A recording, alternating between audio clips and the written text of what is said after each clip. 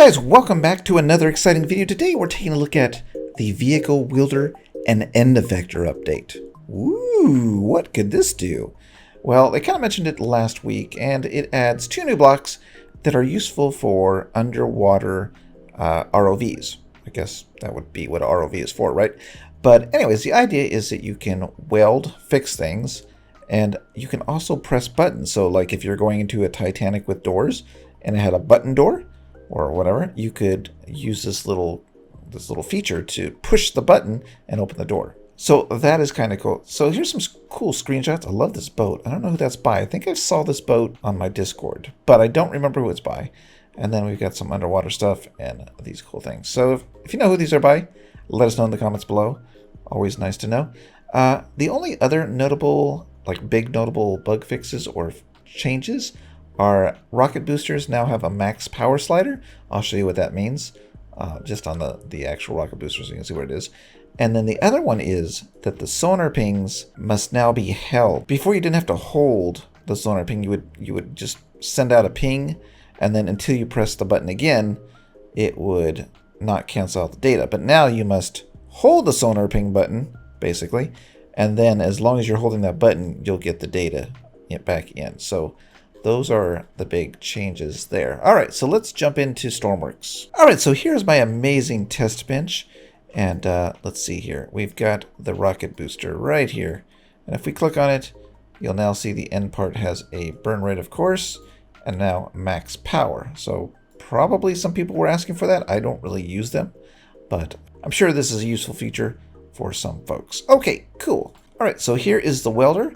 All it has on it is an on and off. There are no other attributes. Oh, power. It does need power. But we're cheating because we have infinite electricity on. Okay, over here we have the button presser. I don't know what it's called. I think it's called effector. So this is the effector, and it just has the on-off switch, and of course it needs power. And that is it. So with my amazing test bed, I have a weapon for doing damage, a switch to make the slider go forward and backward, and on that one as well. We have a button here connected to the giant boom boom. And we have a blank wall. And of course we have the number of blocks here. So let's go ahead and test this. There, previous test.